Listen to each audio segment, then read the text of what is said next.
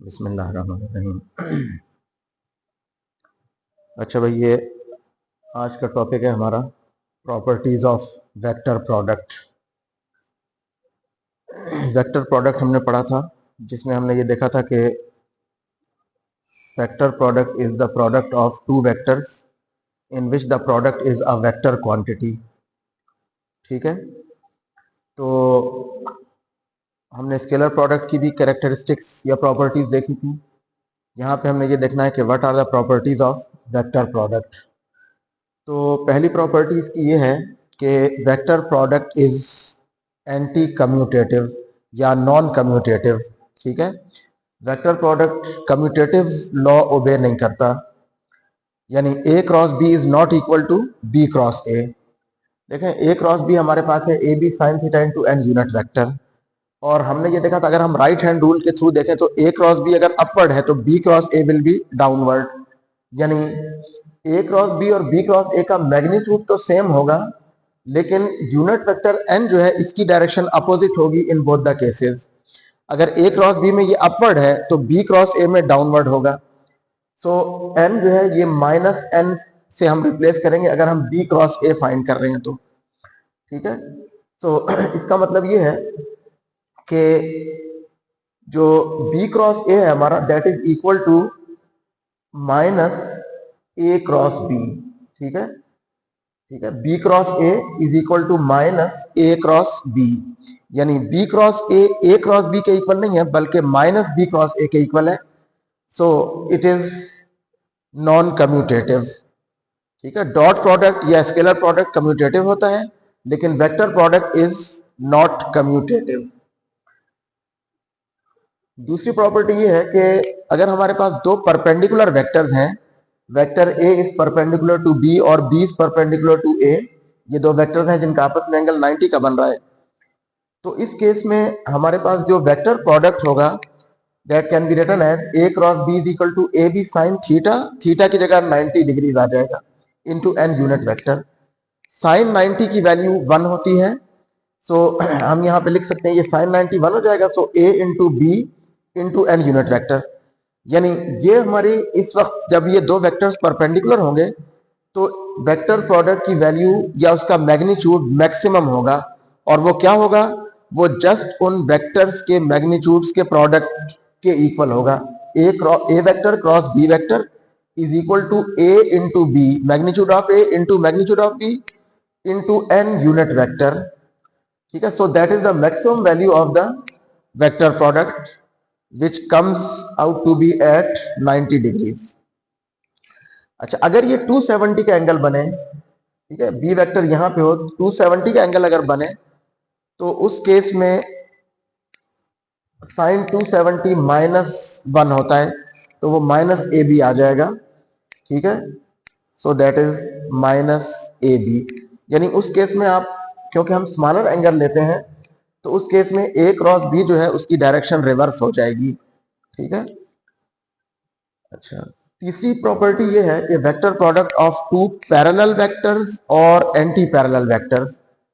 Parallel vectors वो होते हैं जिनका आपस में एंगल 0 का बन रहा हो, सो थीटा इज 0, और एंटी पैरेलल का मतलब ये है कि theta is 180 degree. So if theta is 0 और 180 बिटवीन द टू वेक्टर्स, तो देखिए 0 का मतलब ये कि A vector and B vector are in the same direction, इस केस में थीटा 0 है, and when these two vectors are in opposite direction then angle between them will be 180 degrees। ठीक है, तो उस केस में हमारा इन दोनों केसेस में साइन 0 आ जाएगा, यहाँ पे a cross b is equal to a into B into sine 0 into N unit vector. So sine 0 0 होता है, सो यहाँ पे हो जाएगा ये पूरी टर्म 0 हो जाएगी, 0 into N unit vector which becomes 0 vector. तो ए क्रॉस बी अगर दो पैरेलल वेक्टर्स हैं तो उसका आंसर 0 वेक्टर आएगा, नॉट 0 बट 0 वेक्टर, क्योंकि 0 स्केलर है और वेक्टर प्रोडक्ट का आंसर जो आता है वो स्केलर नहीं आता बल्कि वो वेक्टर आता है। So A cross B is equal to 0 vector if A is parallel to B, और अगर ये एंटी पैरेलल हो यानी अपोजिट हो एक दूसरे के, तब भी इनका डॉट प्रोडक्ट 0 वेक्टर आएगा या नल वेक्टर आएगा, क्योंकि साइन 180 इज आल्सो 0, ठीक है। 180 का साइन भी 0 होता है और 0 पे साइन की वैल्यू वो भी 0 होती है। सो इन दोनों केसेस में जब दो वेक्टर्स पैरेलल हो या एंटी पैरेलल हो तो इनका क्रॉस प्रोडक्ट 0 वेक्टर के इक्वल होगा। अच्छा, फिर यहां पे हम देखते हैं unit vectors I, J and के, इनके लिए क्रॉस प्रोडक्ट क्या होगा।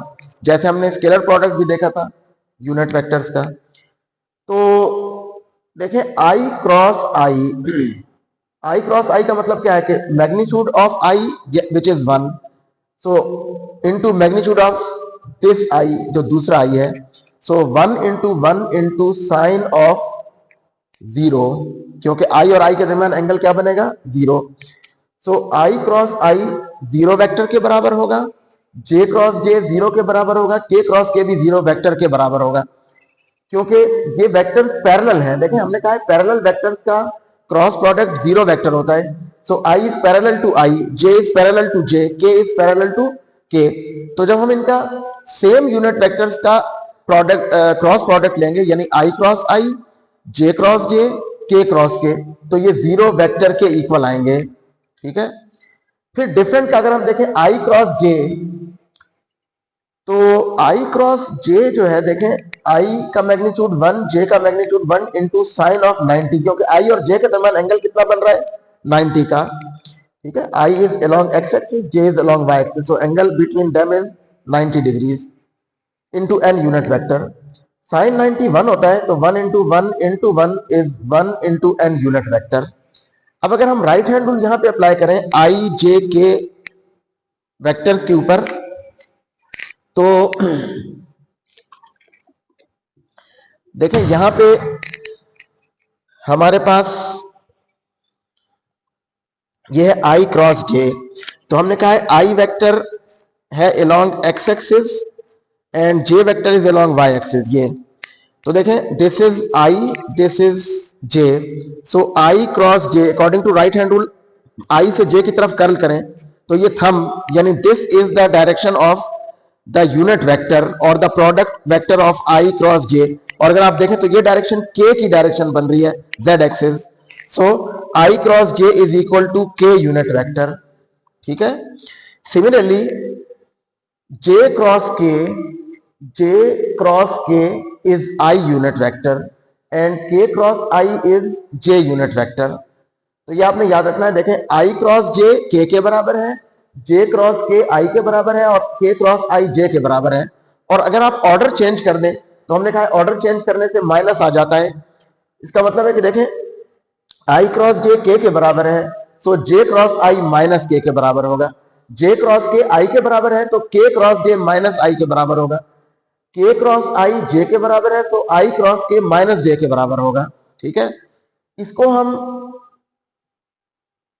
एक ये जो डायग्राम मैंने बनाई है यहाँ पे, इसके थ्रू आप याद रख सकते हैं। देखिए यहाँ पे हमने आई जे के को एक साइक्लिक ऑर्डर में लिखा है in the anti clockwise direction. ये एरोज एंटी क्लॉकवाइज डायरेक्शन को शो कर रहे हैं। तो देखें अब आपने अगर इस एंटी क्लॉकवाइज डायरेक्शन में ही मूव करना है तो प्लस में आएगा, अगर आप डायरेक्शन रिवर्स कर दें तो माइनस में आएगा। कैसे? देखें आई क्रॉस जे इज के, वो वाला रिलेशन।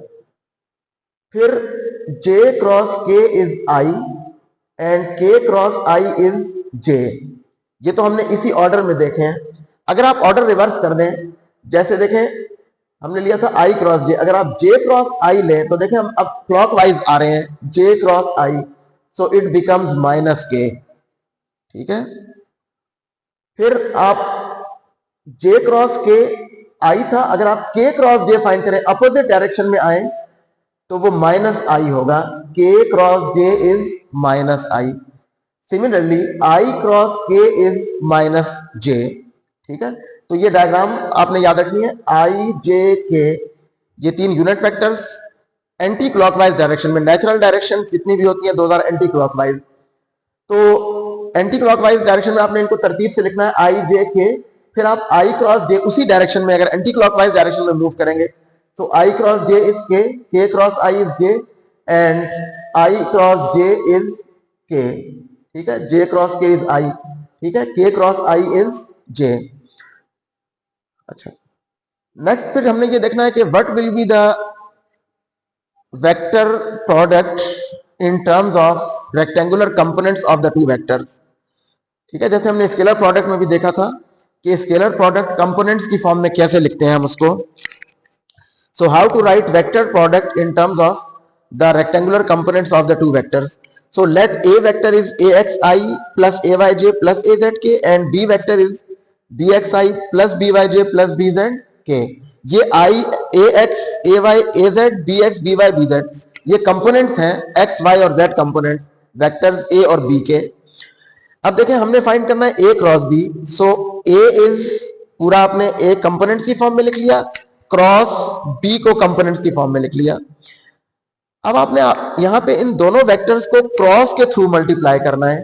तो देखें ये AX, AY, AZ, BX, BY, BZ ये तो नंबर्स हैं जस्ट, ठीक है। तो मल्टीप्लाई क्या चीज होगी, यूनिट वेक्टर्स। तो देखें पहले हम AXI से इस पूरे को मल्टीप्लाई करेंगे।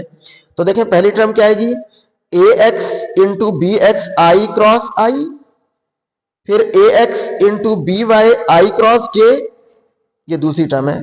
पहली टर्म क्या थी, AX BX I cross I, AX BY I cross J, AX BZ I cross K plus अब आपने AY से इस पूरे को मल्टीप्लाई करना है। सो AY BX J cross I, ठीक है, AY BX ये वाला AY BX J cross I, फिर AY BY J cross J, AY BZ J cross K, ठीक है। फिर नेक्स्ट आपने AZK से इस पूरे को मल्टीप्लाई करना है।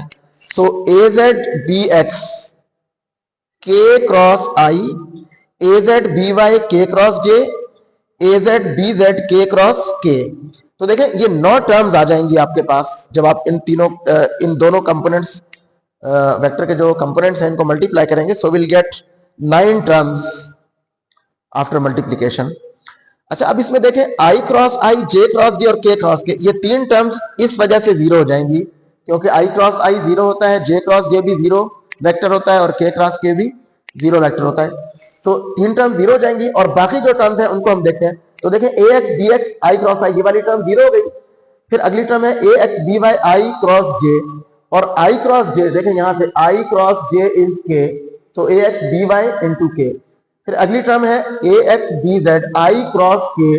नाउ I क्रॉस K आप अपोजिट डायरेक्शन में जा रहे हैं तो दैट इज माइनस J। तो देखें AX BZ into minus J।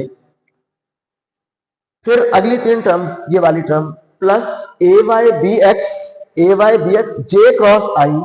तो देखें J क्रॉस I हम अपोजिट डायरेक्शन में जा रहे हैं सो इट इज माइनस K, तो इंटू माइनस K प्लस ये दूसरी टर्म जीरो हो जाएगी J क्रॉस J वाली plus AY BZ J cross K, तो J cross K is I, ठीक है, तो ये I आ जाएगा यहां। फिर तीसरी लाइन पे आ जाए AZ BX K cross I, ठीक है, AZ BX और देखें K cross I that is J, तो यहां पे आ जाएगा J प्लस दूसरी टर्म क्या है AZ BY K cross J, so K cross J हम अपोजिट डायरेक्शन में जा रहे हैं सो इट इज माइनस I, ठीक है, प्लस तीसरी टर्म जीरो हो जाएगी K क्रॉस K वाली। फिर अब आप I वाली टर्म्स को एक साथ कर लें, J वाली को एक साथ कर लें और K वाली को टर्म्स को एक साथ करके उनमें से कॉमन ले लें। तो देखिए I वाली 2 टर्म्स हैं, एक ये वाली टर्म है तो AY BZ I कॉमन ले लिया हमने और दूसरी टर्म ये माइनस I वाली है तो ये माइनस AZ BY और I इसमें से कॉमन आ गया।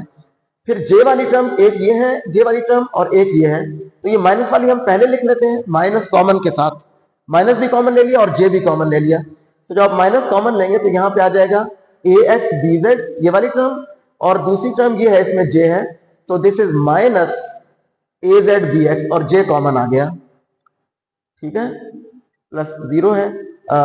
अच्छा वो टर्म तो जीरो हो गई। फिर अगली टर्म अब आप K वाली लिख लें, तो K वाली टर्म एक ये है AX BY into K common आ गया और दूसरी टर्म है माइनस K के साथ ये वाली AY BX into minus K है तो ये माइनस यहां आ गया और K कॉमन आ गया। तो ये हमने I वाली टर्म्स, J वाली टर्म्स और K वाली टर्म्स को कंबाइन करके उनमें से I J K कॉमन ले लिया है और उसको इस तरह से लिख लिया। अब देखें ये तो आंसर हमारा आ गया। इसको याद रखने का एक आसान तरीका ये है कि आप इसको डिटर्मिनेंट की फॉर्म में लिख लेते हैं।